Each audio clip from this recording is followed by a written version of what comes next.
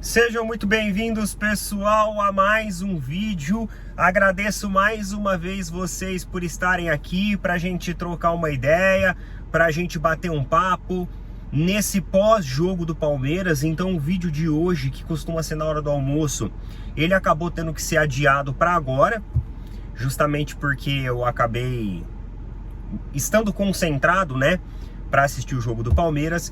E a gente não deixa de ter vários assuntos. Obviamente vamos conversar um pouquinho a respeito de alguns aspectos do jogo do Palmeiras.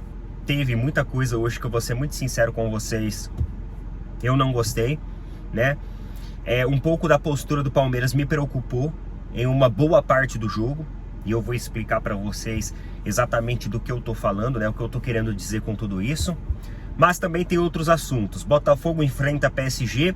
A gente tem um jogo começando agora de Inter de Miami e Porto. Vai começar agora às 16 horas do horário de Brasília. E também tem novidades aí sobre outras equipes brasileiras. Não sai do vídeo. O vídeo tá bacana, tá divertido, tá legal. Vamos pra vinheta e a gente já volta.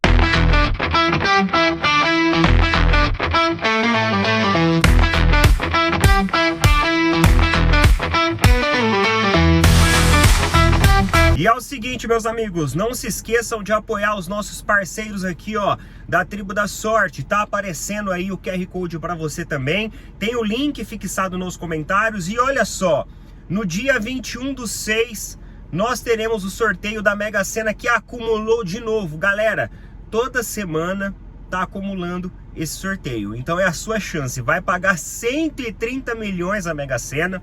Lembrando também que a gente tem a Quina de São João, que vai pagar mais de 230 milhões. E você tem os bolões disponíveis aqui.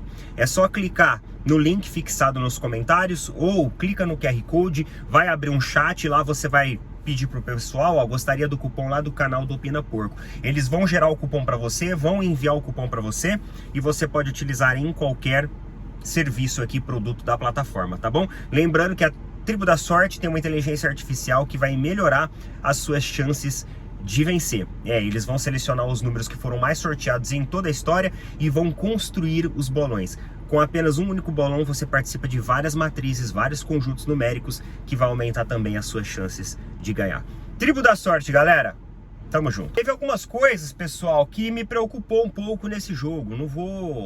Eu não vou mentir para vocês, não. O primeiro tempo do Palmeiras foi um primeiro tempo que me deixou extremamente irritado. A postura com a qual o Palmeiras iniciou o jogo, muito diferente daquela contra o Porto. Obviamente que em termos de formação tática era também diferente, mas eu acho que isso não se justifica, porque o Palmeiras basicamente deixou o Al-Ahly tomar as decisões de jogo. O Al-Ahly teve mais de 60% de posse de bola no primeiro tempo e o Palmeiras, ofensivamente, intermediariamente, pouco fez. O Palmeiras do primeiro tempo, ele foi um reflexo do final de 2023 para frente. Daquele Palmeiras sem criação, daquele Palmeiras sem transições rápidas, daquele Palmeiras que só sabe jogar de um lado em que o Estevão está. Tanto que o Palmeiras começa a utilizar o outro lado do campo quando o Estevão começa a alternar os dois lados do campo. E basicamente toca pro Estevão e vamos ver o que vira. Era esse o Palmeiras do primeiro tempo. Se nós entregarmos a bola dessa forma para adversários que sejam tecnicamente melhores qualificados que o Al-Ahly, a gente tá no sal. A gente tá no sal.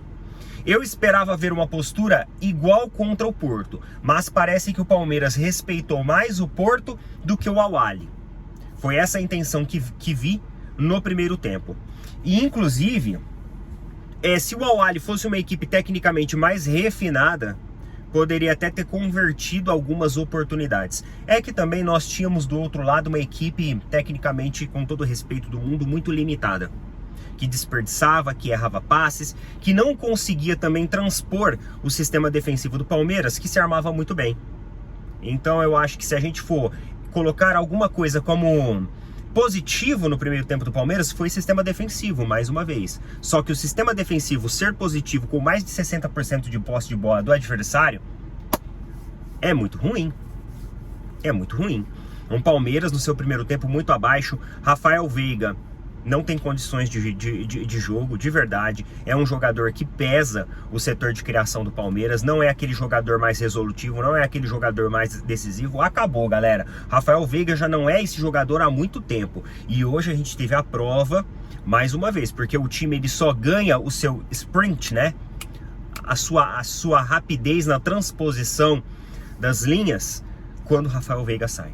Então, Rafael Veiga é substituído. Vitor Roque, até agora, sendo muito sincero com vocês, não mostrou o que veio. Eu sei que eu comemorei muito mesmo a contratação dele. Eu espero que ele ainda vingue, só que tá demorando demais. Para um jogador de 150 milhões, ele não conseguir jogar com uma equipe, com a qualidade técnica, com o nível técnico do Al-Ahly, por exemplo, tem que melhorar o poder de decisão, tem que melhorar a rapidez, tem que melhorar as escolhas que faz, tem que melhorar individualmente a forma como joga.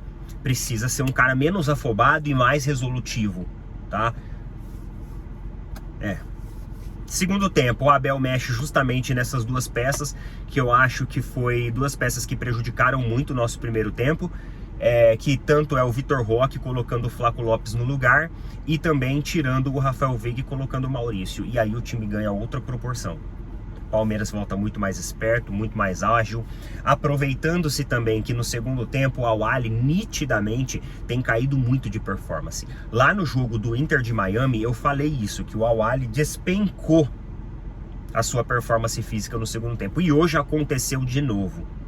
Então, o Palmeiras do segundo tempo já foi um time com mais posse de bola, com amplo domínio, criou mais jogadas, teve ali no Maurício e também no Flaco Lopes boas situações de jogo, e aí o jogo foi suspenso, né? Boas situações de gol, né? Não boas situações de jogo. O jogo é suspenso e quando o jogo volta, parece que o Palmeiras não voltou. Eu sinto o Al-Ahly com muito mais posse de bola e o Palmeiras claramente jogando meio que tipo assim, tá bom já, 2-0, vamos segurar o resultado. Galera, a gente não pode depender de segurar resultado. Tem que fazer mais gols. Porque a gente sabe que se, por exemplo, agora ou o Porto ou o Inter de Miami vencer, dependendo do número de gols que fizerem, a gente torce para que dê um empate, é o melhor dos mundos pra gente. O Palmeiras vai precisar olhar para o saldo de gols para questões de critério de desempate. Em um grupo onde começou todo mundo muito igual, é importante a gente fazer e converter o maior número de gols possíveis. E aí o Vanderlan vai lá e simplesmente me desperdiça uma jogada onde ele tinha duas escolhas, ou chutar bem pro gol, ou distribuir para algum jogador que estava dando opção. Ele escolheu a pior opção, chutar para fora. Mais um problema de tomada de decisão. Embora no segundo tempo o Palmeiras melhorou, foi até o jogo ser suspenso. Depois disso, o Palmeiras não voltou mais pro jogo. E mais uma vez eu fiquei preocupado, porque se nós pegarmos uma equipe tecnicamente mais qualificada, a gente não pode achar que o jogo tá ganho por 2 gols de diferença. Contra o Al-Ahly, foi permitido achar isso? Ok, foi permitido achar isso, mas mesmo assim no saldo de gols depois em critério de desempate, isso pode fazer a diferença em algum momento que a gente precisar. Então galera, quanto mais gols criarmos, melhor. Jogada desperdiçada como a do Vanderlan no final, ela não pode acontecer, tá? Mas o Flaco Lopes, hoje pra mim ele foi o grande nome do jogo. O pessoal lá na TV colocou, né, na transmissão oficial da Copa do Mundo dos Clubes, colocou o Estevão como o superior player, né? Mas eu não acho que seja não. Pra mim foi o Flaco Lopes ou o Maurício. Foram eles que mudaram a cara do Palmeiras pro segundo tempo e fez com que a equipe fosse mais ágil. Paulinho, sem ritmo de jogo nenhum. Eu não sei se vocês perceberam, mas no 1-1, problema de tempo de bola, problema de tomada de decisão, não tem chute potente. Enfim, vários e vários problemas de um jogador que claramente não está em condições de jogo, mas tem entrado para ficar menos feio, né? Em relação a toda essa situação de terem negociado ele ainda machucado. Ficou um som de fundo do ventilador do ar-condicionado, né? Mas é que tá muito calor aqui dentro, cara. Muito calor aqui dentro. E lá fora também tem muito barulho em volta. música de fundo aí dos vizinhos e tudo mais. Então eu tô fazendo aqui porque ele isola mais o som. Porque vai que o robô do YouTube identifica a música e aí já era, aí pega direitos autorais e é um BO. Então eu vim aqui para dentro do carro que fica melhor. Mas vamos lá. Por enquanto tá tendo empate, né? 0 a 0 aí entre Inter de Miami e Porto. A gente tá aí nos 9 primeiros minutos do primeiro tempo. 1 a 0 Porto. Acabei de falar, o Porto fez um gol. 1 a 0 Porto, lá com o Samu. Um gol de pênalti, né? Gol de pênalti do Samu. 1 a 0 Porto. E fizeram um gol cedo, hein? Mais uma vez eu ressalto a importância de saldo de gols. Porto saindo à frente, fazendo o primeiro gol aos 9 minutos, é aquilo que eu falei para vocês. Saldo de gols é extremamente importante em um grupo em que você tem placares bem alinhados entre todo mundo ali, né? Mas vamos lá. É o seguinte, galera. Tem novidade lá no Flamengo, hein? Tem novidade no Flamengo. Matéria aqui do Coluna do Fla.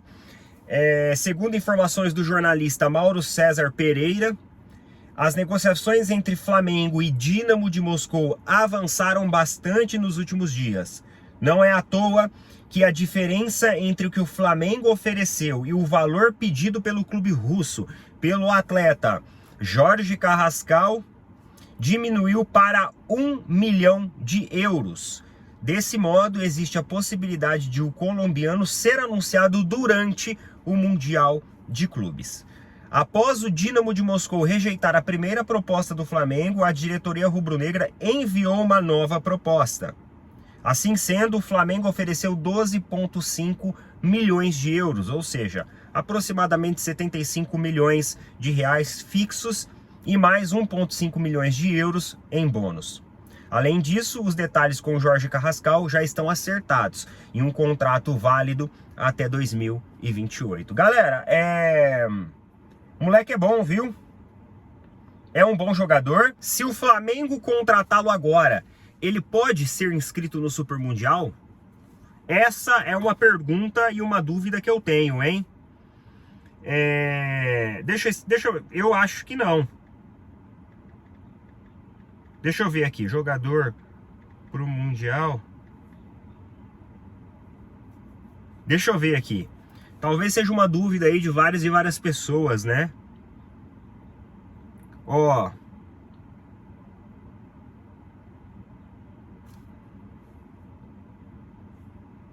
Eu acho que não. Durante breve período. E esse período já acabou já.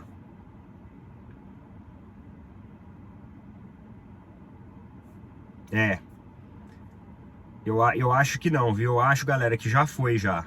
Pelo que consta aqui, que eu tô pesquisando aqui na internet.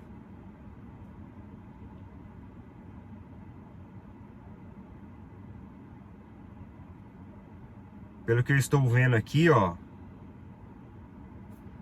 Era até o dia 10 de junho, né? Então não pode escrever mais ninguém. Então, embora ele vai ser anunciado, talvez será anunciado ainda durante o Mundial, parece que ele não pode mais inscrever ninguém. Então, é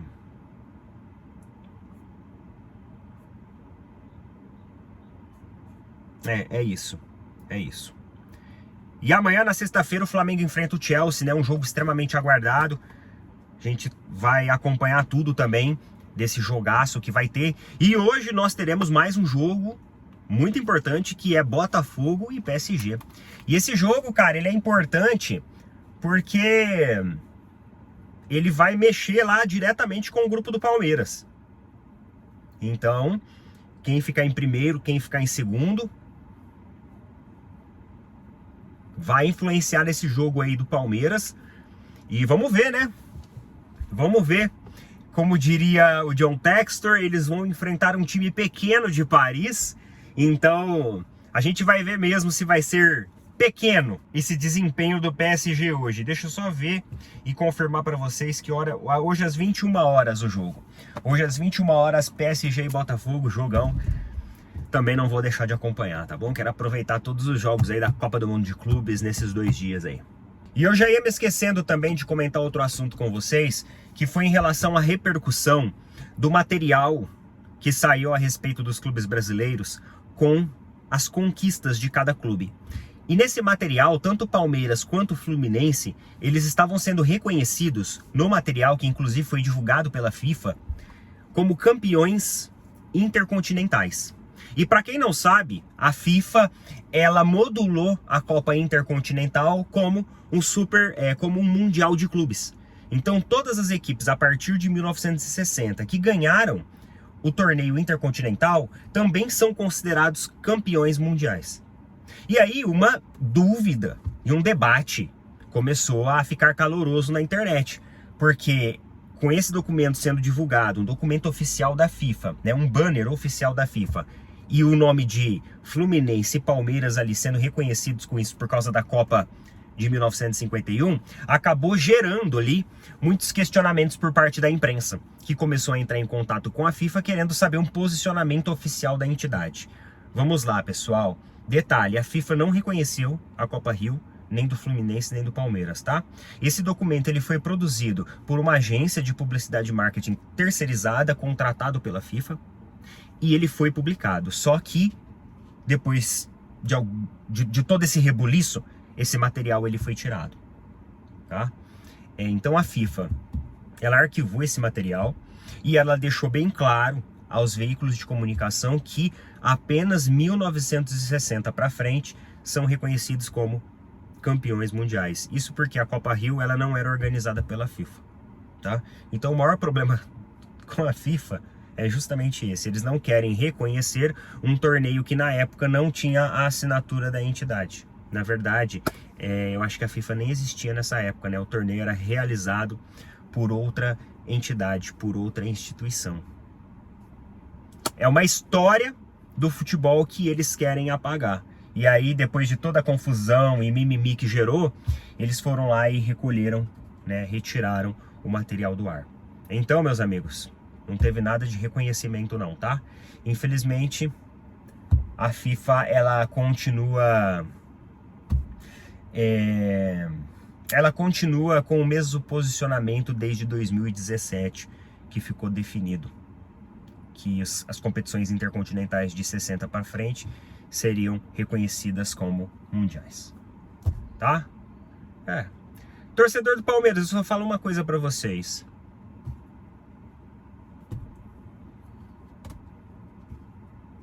Guardem a conquista e a história do futebol com vocês. Se alguns quiserem apagar ela por questões políticas, aí já é problema de cada um, tá bom? Tamo junto, valeu, falou, até mais.